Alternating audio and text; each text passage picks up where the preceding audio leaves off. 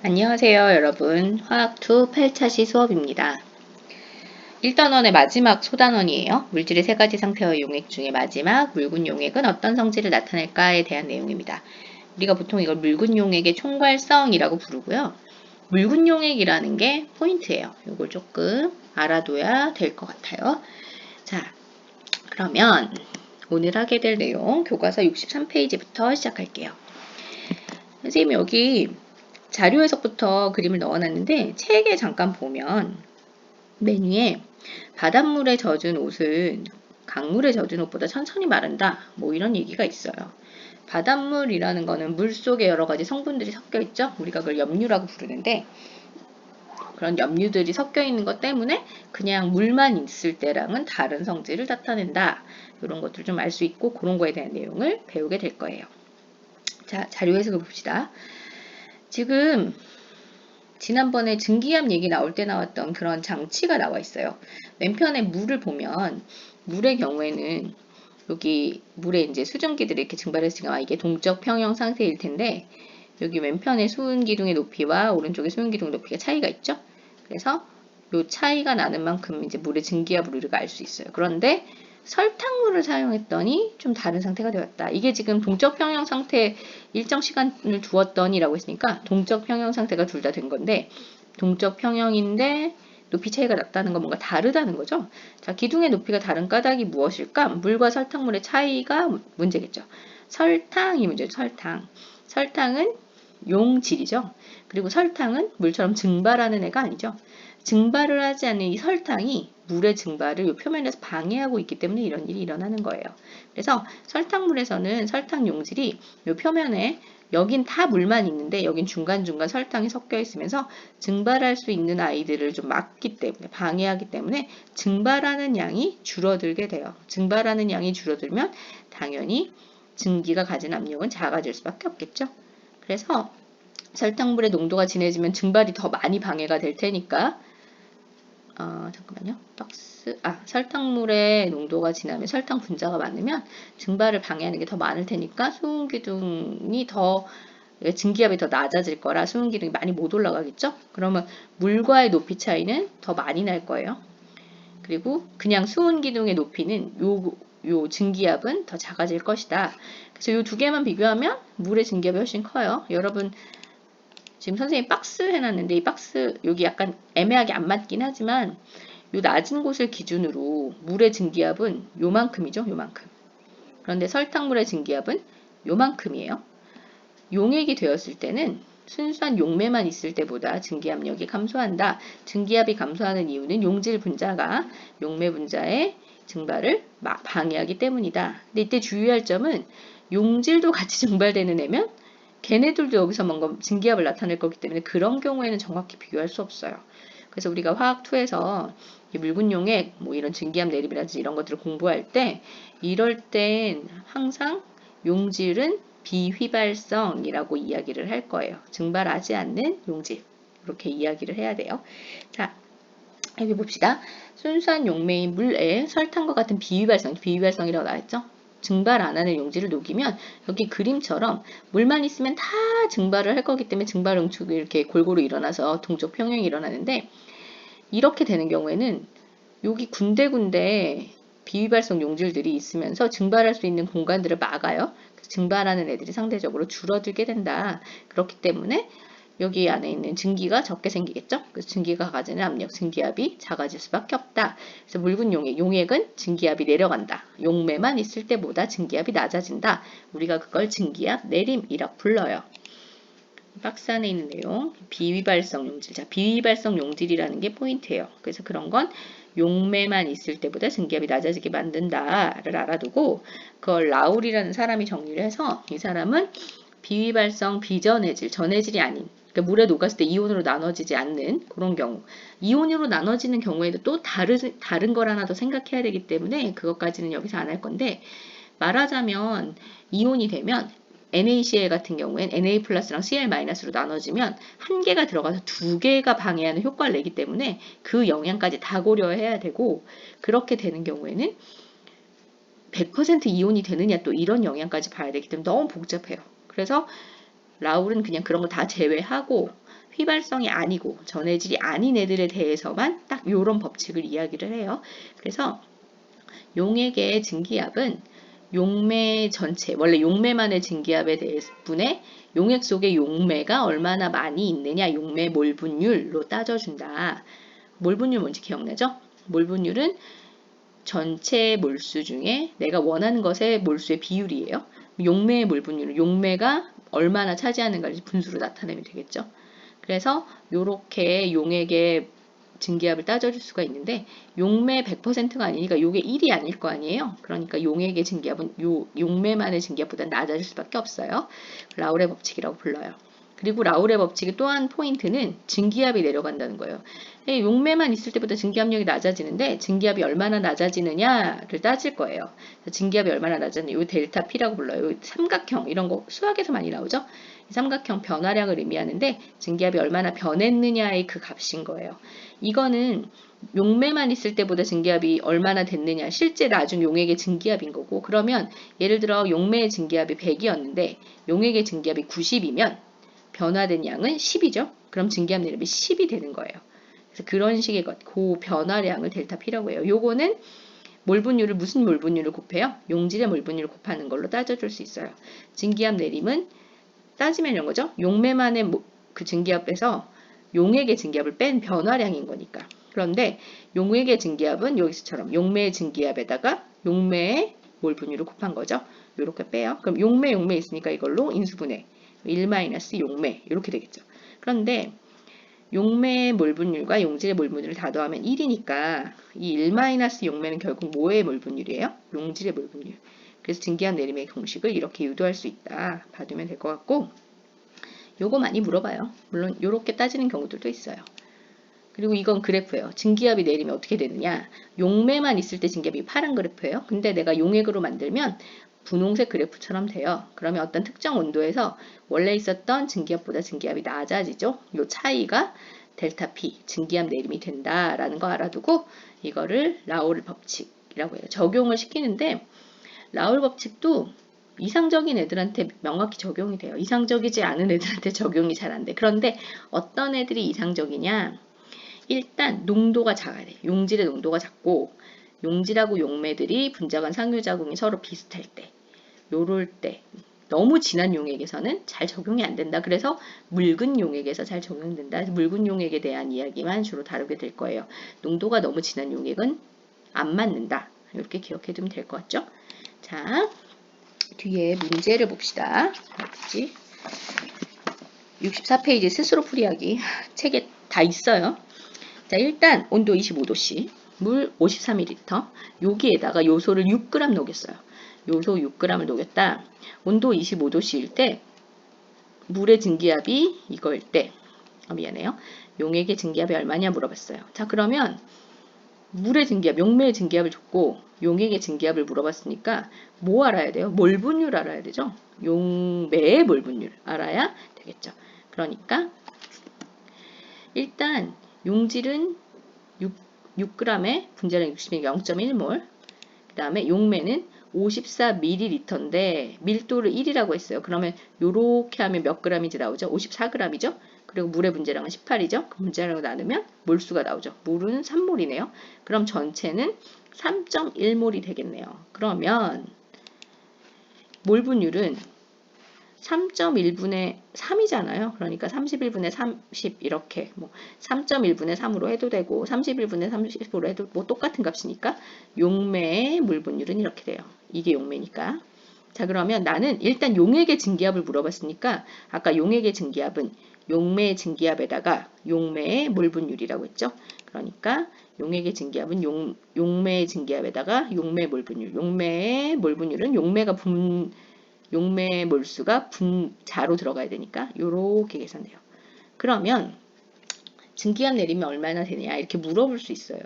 물론 여기까지 계산한 다음에 물어보면 어떻게 하면 돼요? 23.8에서 23으로 내려갔죠. 얼마? 0.8 내려갔다. 0.8mmHg가 증기압 내림이다. 이렇게 따지면 되는데 만약에 그냥 증기압 내림만 바로 물어보면 우리가 요렇게 따져주면 되겠죠. 용매 증기압의 용질의 몰분율. 용질의 몰분율은 여기 분자가 0.1이 들어가야 되겠죠. 31분의 1 이게 용질의 몰분율이니까 그렇게 계산해서 0.8 나온다. 두 가지 다 기억해 두세요. 자, 넘어갑시다. 자, 끓는 점 오름과 어는 점 내림, 그 뒤에 삼투압, 요게 이제 포인트 하이라이트예요. 여러분 하이라이트 그런 거 좀 하이라이트인데, 증기압 내림은 그냥 단편적인 얘기인 거야. 그 증기압이 내려가기 때문에 어떤 일이 벌어지는가가 뒤에 나오는 거예요. 그리고 끓는 점은 어떻게 돼요? 이미 결론을 다 줬어. 끓는 점은 용액이 되면 올라가, 어는 점은 용액이 되면 내려가요. 그리고 이 두 가지는 기본 공식의 스타일이 똑같아요. 그래서 기본 공식의 스타일을 기억해 두면 별로 어렵지 않고, 이런 일이 일어나는 것은 용액이 되면 증기압이 내려가기 때문인 거예요. 기본 원리는 그거예요. 또 하나, 끓는 점, 어는 점, 올라가고 내려가면 뭐가 바뀌어요? 온도가 달라지죠? 온도가 변하는 경우에 농도는 몰농도를 쓸 수가 없어요. 그래서 농도는 반드시 뭐를 사용하게 되냐면 몰랄 농도를 사용하게 돼요. 앞에서 몰랄 농도를 배웠던 이유가 여기에 적용하기 위해서였어요. 자, 액체를 가열하면 액체의 증기압이 외부 압력과 같아질 때 액체는 끓는다고 했죠. 그래서 용액이 되면 끓는 점이 올라간단 말이에요. 그래서 그걸 끓는 점 오름이라고 해요. 얼마나 올라갔느냐의 변화량이기 때문에 델타 쓰고, 보일링 포인트이기 때문에 B를 써요. 그래서 델타 TB, 끓는 점이 얼마나 올라갔는가를 나타내는 거다. 그럼 끓는 점은 원래 끓는 점에서 나중에 끓는 점이 얼마가 됐냐의 차이죠. 아까 증기압 내림하고 똑같아요. 끓는 점이 얼마나 올라갔냐는 용액이 얼마나 끓는 점이 되었느냐, 원래 끓는 점이 얼마나, 이 차이 값이에요. 그런데 그걸 따져봤더니 몰랄 농도에 비례하더라. 비례하면 뭐가 필요해요? 비례 상수가 필요하겠죠.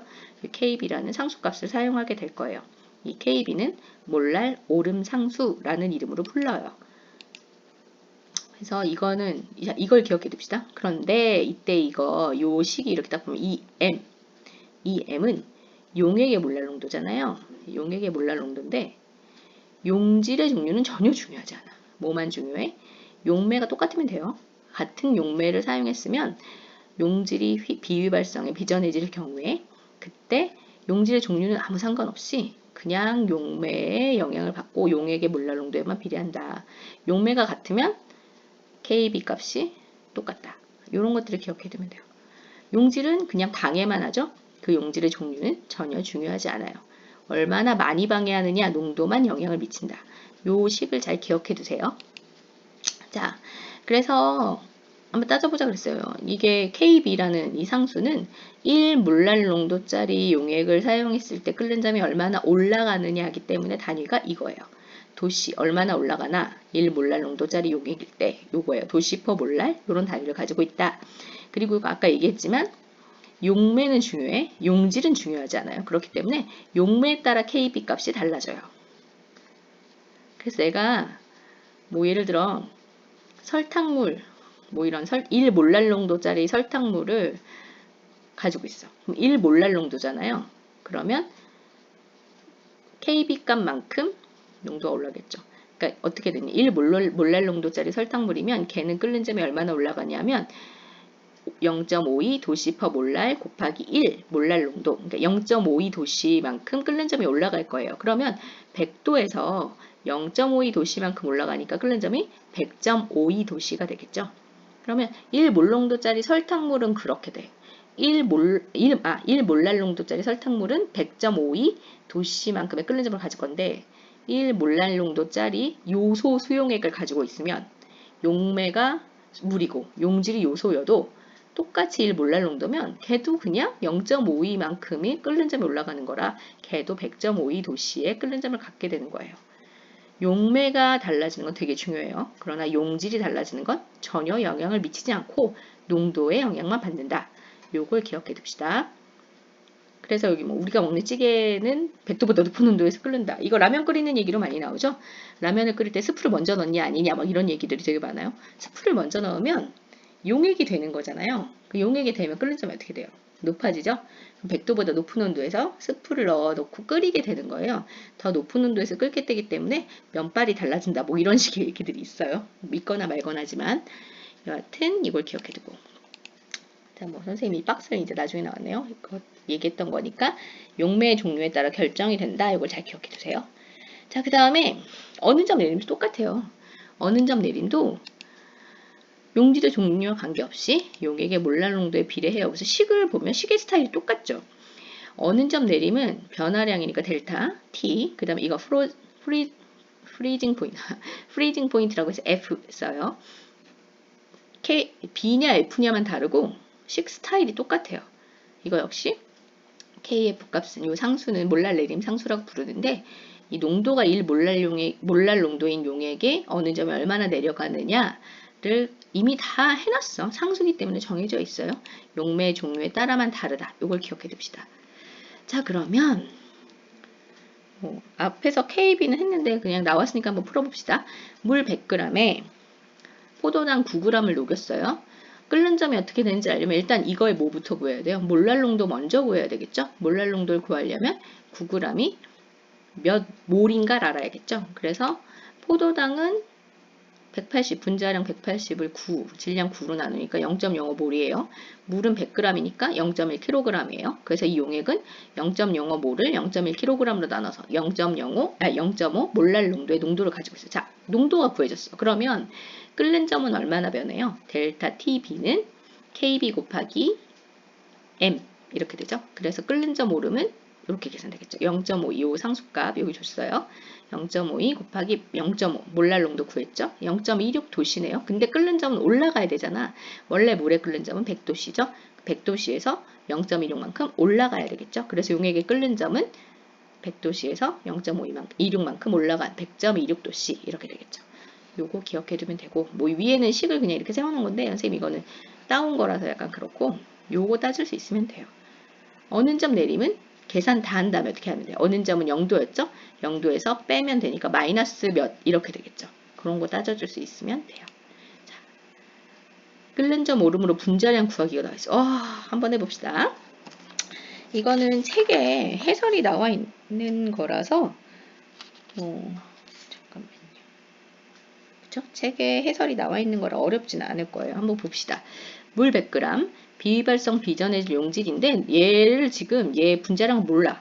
그리고 끓는 점은 100.26도씨예요. 자, 그러면 거꾸로 가면 되죠. 물이에요. 100.26도씨예요. 그럼 끓는 점 오름은 0.26도씨죠. 그래서 몰랄 농도를 구해야 되는데 끓는 점 오름을 먼저 끓는 점 오름을 잠깐만요. 선생님이 원하는 스타일대로 식을 안 넣어놓고 선생님이 따다 붙였더니 이렇게 책에서 이렇게 나와 있네. 미안해요. 책에서 있는 대로 먼저 해봅시다. 용액의 몰랄 농도 구하는 식에 분자량을 M으로 그대로 넣어서 따졌어요. 그래서 0.1kg, 0.1kg의 용매, 그 다음에 5g인데 분자량을 M으로 놓으면 이렇게 식이 세워지겠죠. 요런 농도예요. 그리고 끓는 점 오름은 원래 100.26도씨인데 물에 끓는 점 100이니까 0.26도씨 끓는 점 오름인데 그거는 몰랄 오름 상수 0.52에다가 얘 농도 곱한 것과 같죠. 그렇게 계산했더니 분자량이 100이 나왔다. 지금 이렇게 돼 있어요. 근데 거꾸로 가는 뭐 똑같은 방법이긴 한데 여기서부터 올라가도 괜찮아요. 여기서부터 끓는 점 오름이 0.26이에요. 0.26은 0.52 곱하기 x 몰농도. 그래서 x를 구한 다음에 x에서 여기로 가서 거꾸로 구해도 상관없어요. 방식은 위아래로 어떻게 왔다 갔다 해도 방법은 똑같죠. 잘 기억해 두면 되고. 자, 그 다음에 얼음과 소금을 이용해서 뭐 슬러시를 만들어 보자. 이런 게 또 66페이지 나와 있는데 이렇게 한대요.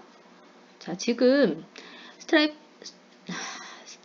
스티로폼이라고 우리가 보통 말하는 이 외래어 표기법이 바뀌어서 선생님도 굉장히 힘들어요, 발음하는데. 자, 어쨌든 용기 2개에 얼음을 적당히 넣고 저어준 다음에 물의 온도를 측정하고 한 군데만 얼음에다 소금을 넣었어요. 그럼 소금을 넣으면 얼음이 약간 녹아서 소금이 거기에 섞이겠죠? 그러면 혼합물이 돼서 용액이 되잖아요. 용액이 되면 어느 점은 어떻게 되는 거예요? 내려가는 거죠. 어느 점이 내려가게 돼서 거기다 이제 우유 저어서 슬러시를 만들어 보자 이렇게 돼 있어요. 자, 그러면 2개 중에 우유 슬러시가 어디서 만들어지냐면 소금을 뿌려준 용기에서 만들어져요. 소금을 뿌려주면 어느 점이 내려가죠. 더 낮은 온도까지 낮출 수가 있어지기 때문에 소금을 뿌려준 용기에서 내려간다. 왜냐하면 어느 점이 그냥 물만 넣은 것보다 더 낮아지기 때문에 더 많은 열을 뺏어서 우유를 더 쉽게 얼게 해준다. 뭐 이런 것들 알아두면 되고, 뭐 다른 것으로 설명하는 거는 보통 겨울에 눈이 오면 염화칼슘 같은 거 뿌려주죠. 우리가 제설제라고 하죠. 염화칼슘 뿌리면 어떻게 해요? 눈은 사실 물이잖아요, 물. 물이 얼음이 된 거잖아요. 근데 거기에다가 염화칼슘 뿌려주면 용액이 되겠죠? 그럼 어느 점이 내려가겠죠. 그럼 지금 기온이 뭐 0도씨야. 그럼 0도씨면 원래 눈이 내려서 얼어야 되는데 거기다가 내가 염화칼슘을 뿌리면 걔가 0도씨보다 더 낮은 온도에서 얼게 될 거니까 0도씨에서는 액체 상태가 되겠죠. 그 눈이 녹을 수가 있게 되는. 그러니까 이런 식으로 일상에서도 많이 활용하게 돼요. 자, 용액의 마지막 포인트, 삼투압 나와 있어요. 삼투압은 사실 전혀 모르지는 않아요. 여러분들 많이 들어본 적이 있을 수 있어요. 여기 책에서는 피클 나와 있죠. 피클 같은 거 뭐 쪼글쪼글한 왜 그러냐 뭐 이렇게 나와 있는데 왜 그러냐 하면 얘가 수분이 바깥으로 빠져나왔기 때문이에요. 여러분 혹시 생활과 과학 같이 듣는 사람들은 생활과 과학에서 약간 이런 내용이 나왔어요. 음식 저장법 이런 게 나오면서 뭐 식초로 이렇게 뭐 이렇게 탈수시키는 뭐 이런 것들 나오거든요. 이 마찬가지 그런 과정이죠. 얘를 식초, 설탕, 소금 등 같은 걸 섞은 액체 용액에다가 얘를 넣어요. 그래서 보관해놔. 그러면 여기 안에 있던 수분이 바깥으로 빠져나오게 돼요. 근데 빠져나오는데 물이 안으로 들어가진 않거든. 왜냐하면 내부에 있는 물의 양하고 바깥에 있는 물의 양하고 농도가 달라지게 되면 원래 모든 것은 균형을 이루려고 하기 때문에 두 개의 농도를 같게 가는 방향으로 뭔가 이동이 일어나요. 근데 이동이 다 일어날 수 있으면 좋은데 보통 이렇게 살아있는 생명체, 뭐 이건 오이를 살아있다고 말하면 뭐하지만 세포, 뭐 이런 벽들이 보통 작은 분자는 통과시키고 큰 거는 통과를 못 시켜요. 보통 작은 건 물이에요. 물은 통과가 되는데 물보다 큰 애는 통과 잘 안 돼. 그래서 물은 왔다 갔다가 되니까 내부의 물이 농도가 좀 더 묽어서 내부에서 물이 많은 데서 바깥에 농도가 좀 더 진한 데로 물이 이동하게 되는 현상이 일어나게 돼요. 그렇게 되는 이런 막을 우리가 반투막이라고 해요. 그래서 보통 동물이나 식물의 세포의 막, 작은 용매는 통과하는데 큰 건 통과를 못하는 이런 막을 우리가 반투막이라고 하는데 오이의 이런 세포들이 반투막으로 되어 있기 때문에 물만 이동할 수 있고 농도가 바깥에 이런저런 것들이 섞여 있는 용액의 농도가 진하기 때문에 안에 있는 농도가 묽은 데서 더 많이 나오게 된다. 반투막은 보통 이런 것들이 있다. 달걀 속껍질 뭐 이런 것들이 있어요. 여러분 왕계란 만들기 이런 거 해본 적 있을 수도 있는데 초등학교 때 계란이 겉에는 석회질로 돼 있죠. 그래서 계란을 식초 같은 데 담가 놓으면 껍질이 석회질이기 때문에 껍질이 녹아요. 그럼 안쪽에 그럼 계란이 완전 터지냐? 그게 아니라 안쪽에 속껍질, 삶은 계란 같은 거 먹을 때 껍질 벗길 때 막 이상 막 같은 거 있잖아요. 그런 막이 그대로 유지가 되어 있고 겉에 있는 석회질만 녹게 돼요. 그럼 걔를 꺼내서 뭐 농도가 다른 뭐 이런 좀 묽은 이런 데다가 넣거나 그러면 거기 안에서 물이 이동하는 그 농도를 잘 맞추면 바깥에서 계란 안으로 물이 이동하는 이런 일들이 일어나서 계란의 속껍질이 점점 이렇게 빵빵해져서 왕계란을 만드는 이런 과정들이 진행이 될 수가 있거든요. 달걀 속껍질이 반투막, 작은 입자는 통과시킬 수 있고 큰 입자는 통과를 못 시키는 반투막이다. 이름을 좀 알아두면 좋을 것 같아요. 보통 셀로판지 같은 것들이 그런 것도 있고 이런 실험들 생명과학 쪽에서 반투막을 이용한 삼투압 실험을 많이 해요. 물론 화학에서도 하지만 여하튼 이런 막이 있다 잘 알아두고 반투막을 설치한 이런 실험 장치가 책의 68페이지에 나와 있어요. 자, U자관의 중앙에 반투막을 설치해요. 반투막은 아까 얘기했듯이 물은 통과하고 용질은 통과가 안 되는 거예요. 그래서 여기 내부를 보면 지금 물은 통과하죠? 설탕은 못 지나가겠죠? 근데 한쪽에는 물을 넣고 한쪽에는 설탕을 넣었어요. 그렇게 됐을 때 시간이 지나다 어떻게 됐어? 물은 내려가고 설탕물 쪽으로 높이가 올라갔잖아요. 뭐가 움직였다는 얘기죠? 뭐가 움직였냐면 입자가 작은 물이 이쪽으로 움직였죠. 이유가 뭐냐면 이 두 개의 균형을 맞추고 싶거든. 균형을 맞추고 싶으니까 농도를 맞추고 싶으니까 진한 데 쪽으로 묽은 애 쪽, 물이 많은 데서 물이 적은 데로 물이 가는 거예요. 그래서 높이가 변하게 돼요. 자, 그래서 액면이 올라간 까닭은 물 쪽에서 설탕 용액 쪽으로 물 분자가 이동하기 때문이다. 어떻게 되냐? 결국 이렇게 된다. 설탕 분자가 훨씬 크죠? 물 분자는 왔다 갔다 가는 게. 근데 아무래도 물이 많은 데서 물이 적은 데로 더 많이 이동하게 되는 거예요. 물론 이쪽으로 오는 애도 있긴 있어. 그러나 반대쪽으로 가는 애도 훨씬 많아요. 그래서 이렇게 차이가 생겨요. 자, 그러면 요 차이가 나는 현상, 요런 현상을 우리가 삼투 현상이라고 불러요.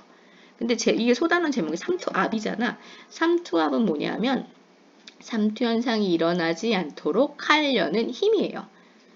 요 차이 나는 건 삼투 현상이에요. 그러면 이게 일어나지 않으려면 어떻게 해야 돼요? 내가 이쪽을 눌러주면 되겠죠. 얼만큼으로 눌러야 되돌아갈 수 있느냐? 이때 누르는 힘. 원래로 되돌리기 위해서 삼투 현상이 일어났는데 원래로 되돌리기 위해서 여기를 눌러줄 때 필요한 압력. 그게 삼투압이에요.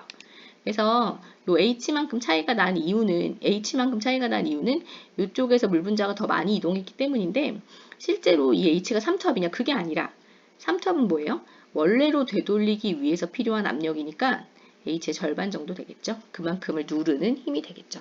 자, 여하튼 반투막을 사이에 두고 농도가 묽은 용액에서 용매 분자가 농도가 더 진한 데로 이동하는 것을 우리가 삼투 현상이라고 말하고 다시 원래로 돌아가기 위해 양쪽의 높이가 같아지기 위해서 한쪽에 압력을 줘야 되죠.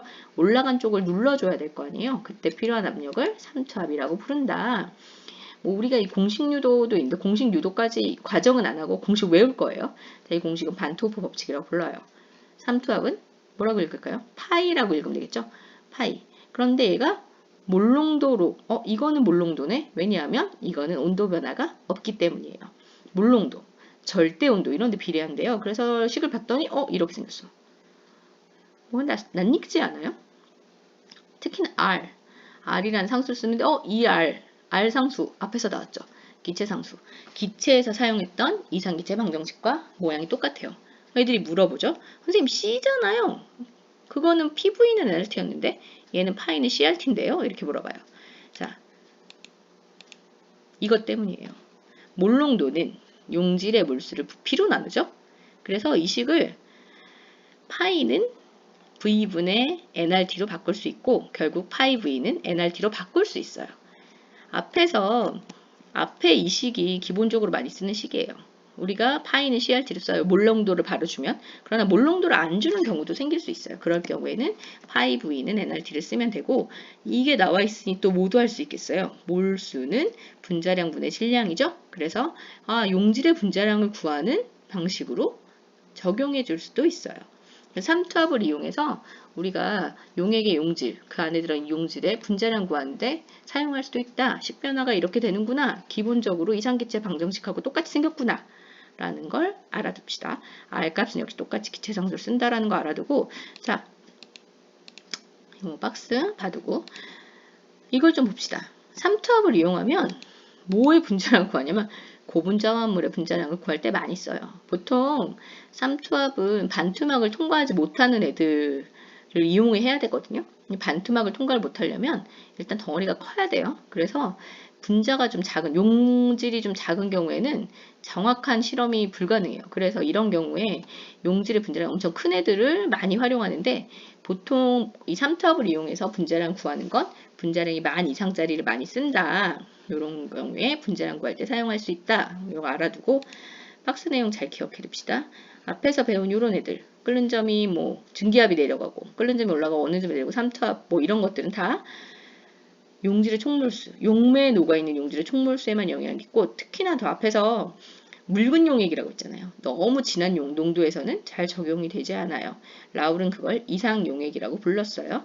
그래서 이렇게 이런 성질들, 용액 속에서 나타나는 성질들을 묽은 용액의 총괄성이라고 부른다. 이름 알아두고 증기압 내림은 사실 압력과 관련되기 때문에 농도는 크게 영향이 없고 끓는 점 오르면 얼은 점 내림에서는 몰랄 농도를 사용한다는 거. 삼투압은 몰 농도를 사용한다는 거. 각각이 다 공식이 있다는 거. 이런 것들을 잘 기억해 두면 될 것 같아요. 자, 대단원 1단원이 끝났어요. 대단원 1단원이 끝났는데 선생님 혼자 막 미친 듯이 진도를 나가가지고 여러분들이 어느 정도로 이해했는지를 잘 모르겠는데 학교에 이 수업이 다음에 한 번 더 하게 될지 모르는데 온라인 수업이 언제까지 하게 될지 몰라서 다음 수업은 당연히 2단원으로 들어가긴 하겠죠. 아마 시험 범위는 1단원은 당연히 포함이고 2단원도 어느 정도까지 지금 반영이 될 가능성이 있어요. 여러분들 시험 문제 어떻게 나올지 좀 걱정될 것 같은데 그래서 문제집을 어떻게 할지 뭐 이런 거에 대해서 많이 문의가 있었거든요. 근데 문제집은 사고 싶은 거 사시면 돼요. 선생님은 아무 상관이 없고 그리고 수능형 문제집, 뭐 내신형 문제집 이런 게 화학2는 사실 그렇게 큰 구별이 없어요. 수학2 수능을 본 사람들이 별로 없어서 나와 있는 문제집들이 그렇게 많지도 않을 거라서 여러분들 내키는 사고 싶으면 마음에 드는 애를 사면 돼요. 근데 문제집을 사는 것 이전에 교과서에 있는 문제를 반드시 풀어보세요. 선생님이 시험 문제를 출제할 때 기본은 일단 교과서일 거기 때문에 교과서에 있는 문제를 반드시 풀어보길 바래요. 선생님이 내용은 쭉 다 얘기해줬죠. 교과서에 있는 소단원의 그 소단원 스스로 마무리하기에 있는 문제들을 따로 봐주지 않았어요. 답은 책 뒤에 다 있을 거기 때문에 아마 그것들을 수업 시간에도 풀어주진 않을 것 같아요. 각자 공부하고 질문거리가 있으면 질문, 댓글 같은 걸로 질문하거나 해도 되니까 질문하면 선생님이 대답을 해주도록 할게요. 그리고 아주 급하지 않으면 대면 계약하고 질문해도 괜찮을 것 같아요. 그러면 고생 많았습니다. 오늘 수업은 여기까지 할게요.